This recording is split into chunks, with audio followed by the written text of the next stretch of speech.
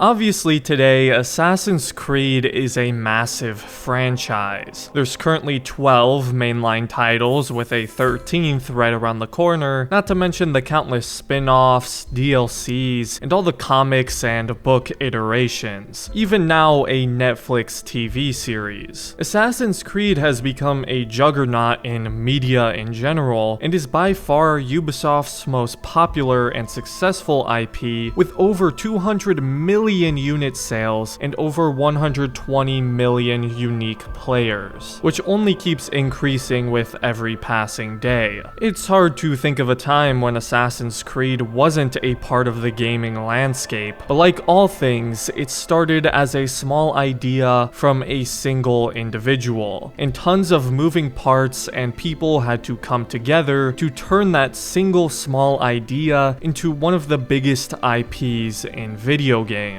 It's easy to look back and think if this didn't happen, or if everything didn't align perfectly, or if these people weren't working at this specific studio, then Assassin's Creed may not even exist. As a massive fan of this franchise, if that wasn't evident, I had always heard bits and pieces about how the idea and evolution of Assassin's Creed came to be. For example, I had always heard it initially started out as a Prince of Persia game, but I wasn't aware of the full story and all the people and moving pieces behind it. Lately, I've taken a fascination in how creative projects and ideas are made. Oftentimes, there's some incredible stories behind some of our most beloved games and franchises, and it's odd that I never took the time to properly look into what made my favorite franchise what it is and where it all began. Some of you may know this story already, or perhaps you know bits and pieces here and there like I did, and maybe some of you had no idea. Either way, I not only think it's cool to reflect on how this series started, but also important to see what it was in its purest, most simplest form as we compare it to where the series is now, and also how some of the most well-known and associated things with the franchise were first thought of.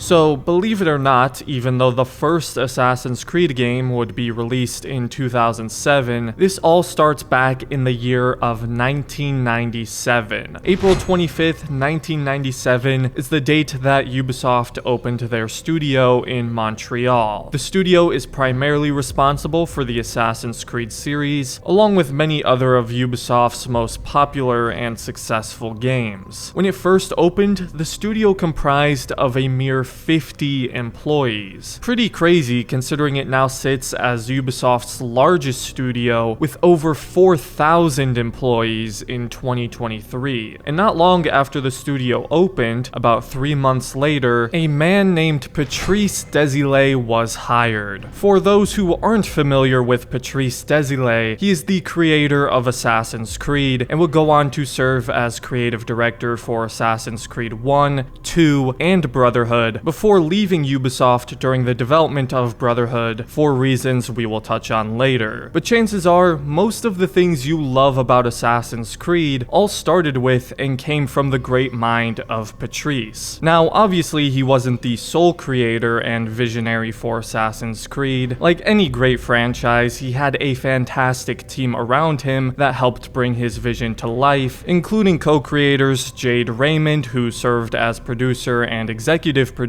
on the first 2 games, and Corey May, the man primarily responsible for some of the great stories we've seen across the franchise. He was the lead writer for AC1, 2, and Assassin's Creed 3. He also served as a consultant for nearly every game in the series up to Syndicate, including big contributions on Brotherhood, Revelations, and Black Flag. Suffice to say, he created a lot of the lore of Assassin's Creed and played a big part in bringing Patrice Désilets' creative vision to life. And as you can probably guess, all 3 of these original creators are no longer with Ubisoft. However, before Patrice Désilets would go on to make Assassin's Creed, he worked on games Hype, The Time Quest, Donald Duck, Goin' Quackers, and Prince of Persia: The Sands of Time. Before Assassin's Creed, Prince of Persia was one of Ubisoft's top IPs, and after the initial success success of Prince of Persia: The Sands of Time, Ubisoft tasked Patrice with making a sequel for the new generation of consoles. However, something I've really noticed through my research of Patrice and watching his interviews is that he seems like more of an artist than your typical video game developer. He really likes to be ambitious and take creative risks in his games, something you could argue is missing in the AAA space today. His passion and creativity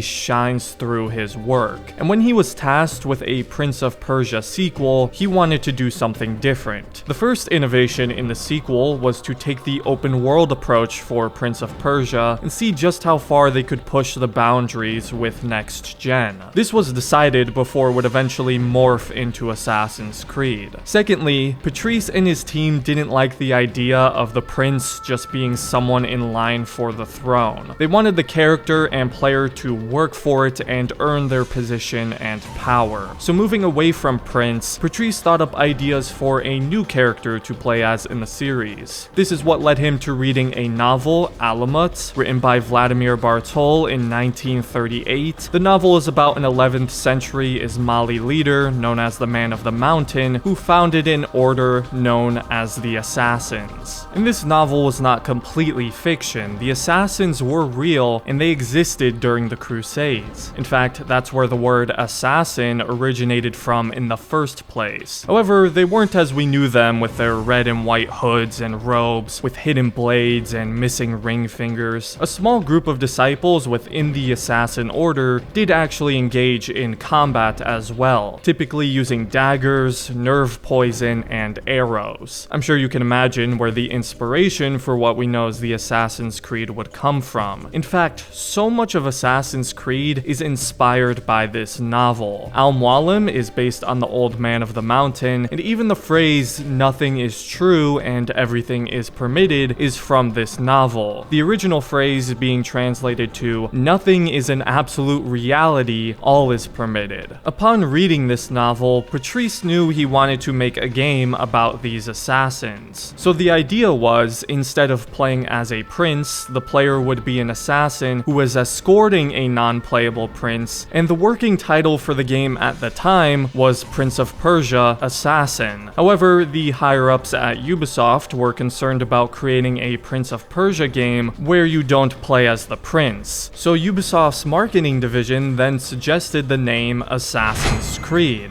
Ubisoft seemingly liked the idea and created a new IP where Patrice and his team were free to create their own game and story without being tied down to Prince of Persia, which seems like quite an ambitious and risky move on the part of Ubisoft, and something I highly doubt you would see them do today. In fact, we know just recently they've taken their focus away from new IPs and are diverting a vast majority of their resources to their biggest franchises. So this idea for Assassin's Creed could not have come at a better time, when Ubisoft was far smaller and less profitable than they are today, and was willing to take some risks and put money behind a new idea rather than going with the safety net of a Prince of Persia sequel. So Patrice Desilets and his team would spend about the next 4 years creating the original Assassin's Creed and running wild with this new idea. Then of course the game would ship on November 13th, 2007 to immediate success, selling a reported 8 million copies by the time Assassin's Creed 2 came out in 2009. Patrice and his team would then of course go on to create the critically acclaimed sequel and then Brotherhood as well. However, before Brotherhood's E3 presentation in 2010, Patrice Desilets had taken a creative break from the game since his work on it was complete. Ubisoft had demanded a lot out of Patrice. He had just had a daughter, and his workload on the AC games was very stressful. He was back working on Brotherhood just days after his daughter was born, and he realized 4 months later that he hardly knew his daughter, so it only made sense why he would need this break. He also felt as if he wasn't given enough creative independence at Ubisoft, so he left the company, took a break from the industry as a whole, and returned a year later to a new studio in Montreal under THQ, where he was creative director on a project called 1666 Amsterdam. However, in a sick twist of fate, THQ had declared bankruptcy, and the Montreal studio studio was bought in an auction by none other than, you guessed it, Ubisoft. However, Patrice's return to Ubisoft would not last for long, as he was shortly after fired over a contract dispute, and according to the man himself, he was escorted out of the building by 2 security guards and was not allowed to collect his personal belongings or say goodbye to the members of his team. Because that's how you treat the man who literally created your biggest IP and cash cow. Patrice would go on to sue Ubisoft over the termination and for the creative rights to 1666 Amsterdam, where they eventually came to an agreement 3 years later in 2016. I honestly find it disgusting that this is how the man who created Assassin's Creed and did so much for Ubisoft, even to this day with how profitable Assassin's Creed continues to be, and that's how they decided to treat and disrespect him. Not only that, but Patrice receives no royalties on any of the new games that have all stemmed from his creation. Ubisoft has made so much money on the back of his and his team's work. Corey May, the lead writer on many of the original games and co-creator with Patrice for that original game, left the company in 2015, and Jade Raymond, the other original creator, also left in 2015. There's very few people left at the company who were there at the inception of Assassin's Creed. Patrice Desilets is still making games though. He took his team and launched his own studio, Panache Digital Games, where he shipped his first title 4 years ago called Ancestors: The Humankind Odyssey, the first game he shipped since Brotherhood in 2010. I have not had the pleasure of trying this game, but I've heard some great things about it, and that's a very unique, ambitious, and creative game, all of which are signature traits of Patrice Desilets. Patrice is still asked about Assassin's Creed in interviews every now and then, where he mostly looks back on it with fond eyes, despite how his career at Ubisoft ended. He seemingly put it behind him and tried to move on, and while he's happy to see Assassin's Creed, his creation, still going strong all these years later, he hasn't been able to bring himself to play any of the new games in over 10 years, which is very understandable. I think I can speak for all of us when I say we'll forever be grateful to Patrice and his team for their incredible work creating Assassin's Creed. It really broke my heart to learn how the higher-ups at Ubisoft treated him, despite all that he did for them, but it was so fascinating for me to learn of how he came up with the idea and all the inspirations and creativity that came together to form the massive series we know today. He was supposed to make a Prince of Persia sequel, and instead he created what would become Ubisoft's biggest IP and one of the biggest gaming franchises. Thank you, Patrice. This doesn't really have much to do with the creation of Assassin's Creed, but in my research, I discovered what seemed to be Patrice's original vision for the series, specifically for the modern day, and this actually comes from Nolan North, of course known as Nathan Drake to many, but also as Desmond Miles, and what he shared years back sounded really interesting. Ubisoft had I think Patrice Desilets was the original designer, creative director, and then they had a falling out over something called 1666. There was a bunch of political stuff. Ubisoft had people, Ubisoft Montreal had people going in and out. I don't know the whole story. I don't know anything about it, but the original story, as it was written, it was Desmond goes on these adventures, and they said, we're probably going to do about 6 games. And each game, Desmond will get, this was the original pitch, Desmond would get the abilities of his, Altair, and now he has those. Then it's Ezio, and he has them, and then it's going to be this guy. And ultimately, by the last game, he would be the ultimate assassin with all these, and be able to time travel back. Oh! Why did they use that? Well, I know, listen, this was... It would have been really cool to see that idea unfold, but unfortunately a majority of that original team was gone by the time that idea would have even been possible. But regardless, I found this story incredibly interesting. Let me know if you guys learned anything new about how Assassin's Creed came to be, and how this changes your outlook on the series. This whole story just made me way more grateful for Patrice and his entire team, all the original creators, and it's it's sad to know hardly anyone from that team is left at Ubisoft. But if you enjoyed the video and want to see me do more informative videos like this, let me know by leaving a like on the video and subscribing to the channel if you're new. It really means a lot to me. Thank you guys, and thanks for watching, and have a great rest of your day, Assassins.